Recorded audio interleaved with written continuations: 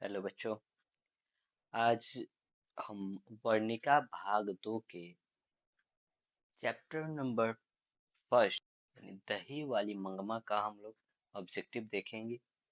ये जो प्रश्न है लगभग बच्चों बहुत से बार पूछे गए प्रश्नों का एक इकट्ठा किया गया है, संग्रह है। तो इसको पूरा देखने का कोशिश आप जरूर कीजिएगा। इसमें पहले बोला गया है, पहले वाले प्रश्न में, कि बी आर नारायण ने किस कहानी का अनुवाद किया था। तो बी आर नारायण ने दही वाली मंगमा कहानी का अनुवाद किया था। किस भाषा में किया था? तो इन्होंने हिंदी भाषा में इसका अनुवाद किया था। 2 नंबर प्रश्न है, दही वाली मंगमा पाठ के लेखक कौन है, यानी इसको लिखा किन्होंने है? तो श्रीनिवास जी ने लिखा है, ऑप्शन नंबर ए। रंगप्पा था, रंगप्पा कौन है? तो रंगप्पा एक प्रकार का जुएरी था। रंगप्पा एक जुएरी था, नशेड़ी भी था। अगला नंबर प्रश्न है 4 नंबर, कि मंगमा को किससे विवाद था, यानी वो किससे विवादित थी वो औरत? तो मंगमा अपने बहू से विवादित थी। अगले नंबर प्रश्न में देखिए कि अमराई का कुआं कहाँ है। तो अमराई का कुआं जो है वो रास्ते में आता था। जब मंगमा दही बेचने जाती थी तो वह रास्ते में आने वाला एक कुआं था, बीचों बीच, जो बेंगलुरु से था। बेंगलुरु और मंगमा के गांव के बीच में पड़ता था। 6 नंबर प्रश्न में है, इसमें बोला गया है, एक कथन दिया गया है, बोल रहा है कि क्यों रे राक्षसी इस छोटे से बच्चे को क्यों पीट रही है? यह किसने कहा था? यह कथन किसने कहा था? तो मंगमा ने अपनी बहू को डांटते हुए कहा था, जब उसके उसके पोते को मार रही थी उसकी बहू। तो अगले नंबर प्रश्न में है 7 नंबर में, नजम्मा, इसमें नजम्मा का है कि नजम्मा कौन थी। तो नजम्मा यहाँ पे होगा, नजम्मा कौन थी? तो नजम्मा मंगमा की बहू थी।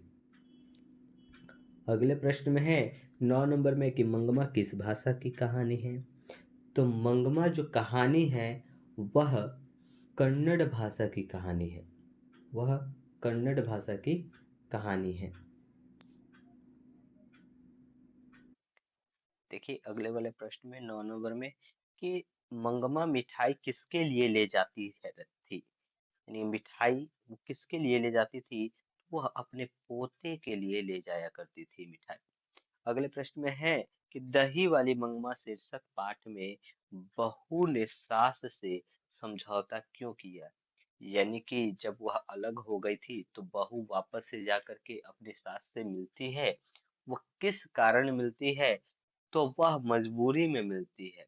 मजबूरी में मिलती है क्योंकि सास के पास कुछ पैसे थे, जो, यानी कि मंगमा के पास पैसे थे। वो चाहती थी कि कहीं गलती से किसी के हाथों वो ना दे दे।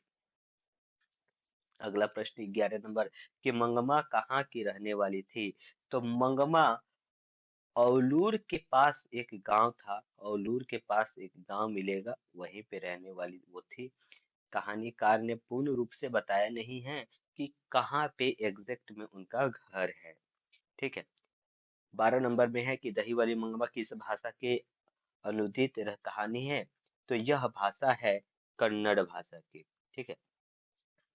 13 नंबर, श्रीनिवास जी का जन्म, श्रीनिवास जी का जन्म जन्म कहाँ हुआ? तो श्रीनिवास जी का जन्म जो हुआ है वो श्रीनिवास जी का जन्म कोलार कर्नाटक में हुआ है। कहाँ हुआ है? कोलार कर्नाटक में। इसमें अगले नंबर प्रश्न में देखिए कि 14 में बोला जा रहा है कि लड़का अगर कुछ उधम करता है तो उसे मना करने का हक मुझे नहीं है, यह किसने कहा? तो यह बोला था नजम्मा ने। किसने बोला था? नजम्मा ने, यानी कि बहू थी जो थी, बहू का नाम नजम्मा था, उसने ही बोला था। मंगमा की बहू का नाम क्या था? तो बहू का नाम नजम्मा था। बहू का नाम क्या था? नजम्मा था। 16 नंबर प्रश्न में है कि घर वाले के रहते एक अच्छी सारी नसीब हुई, ऐसा किसने कहा था? तो ऐसा कथन नज मंगमा ने कहा था। किससे? लेखक की जो सुन रही है, श्रोता है जो, उन्हीं के सामने कहती है। 17 नंबर प्रश्न में है कि दही वाली मंगमा शीर्षक कहानी में रास्ते में क्या है? तो ये रास्ते में क्या था? तो अमराई का कुआं। अमराई का क्या था? कुआं था। अगले नंबर प्रश्न में 18 में कि मंगमा को किसके साथ विवाद था? तो मंगमा को नजम्मा के साथ विवाद था। ये आप लोग को लग रहा होगा कि वापस से प्रश्न आया है, लेकिन ये प्रश्न को अलग अलग तरीके से पूछा गया है और अलग अलग ऑप्शन के साथ पूछा गया है बिहार बोर्ड द्वारा, इसलिए मैंने इस प्रकार से लिखा है। ठीक है, अगले नंबर प्रश्न में देख सकते हैं कि 19 में बोला जा रहा है कि मंगमा क्या बेचती थी। ये बहुत, अब लोग देखिएगा, ये हिटेड क्वेश्चन है, ये बार बार पूछा जाने वाला प्रश्न है। तो मंगमा दही बेचा करती थी। ठीक है, दही वाली मंगमा शीर्षक कहानी किस कहानी के सभार ली गई है? ये कहाँ से ली गई है? तो ये कन्नड़ कहानी से ली गई है। ये कन्नड़ की कहानी है, वहीं से ली गई है। औलूर के पास किस गांव की रहने वाली थी? औलूर के पास किस किसी गांव के पास रहने वाली औलूर के पास रहती थी, कौन औरत रहती थी? तो मंगमा रहती थी। ठीक है, अगला प्रश्न है कि मंगमा क्या खाती थी? तो मंगमा जो थी वो पान सुपारी खाया करती थी। पान सुपारी दही बेचते वक्त खाया करती थी। श्रीनिवास जी का जन्म कब हुआ था? तो श्रीनिवास जी का जन्म 6 जून 1891 ईस्वी में हुआ था। मंगमा औतूर के पास कहाँ रहती थी? तो वह वेंकटपुर, लगभग बताया गया है कि लगभग उसी गांव का नाम वेंकटपुर था। बस ऐसा ही बताया गया है कहानी में। अगले प्रश्न में है कि श्रीनिवास जी का जन्म कर्नाटक में कहाँ हुआ था? तो वह उनका जन्म कोलार में हुआ था। ठीक है बच्चों, इतना देखने के लिए आपका क्या है, धन्यवाद है।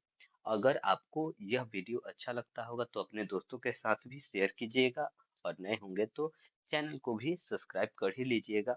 ठीक है, और आपको जहाँ जो वीडियो चाहिए होगा कमेंट में बोलिएगा, तो वो मैं बना करके डाल दूंगा। धन्यवाद।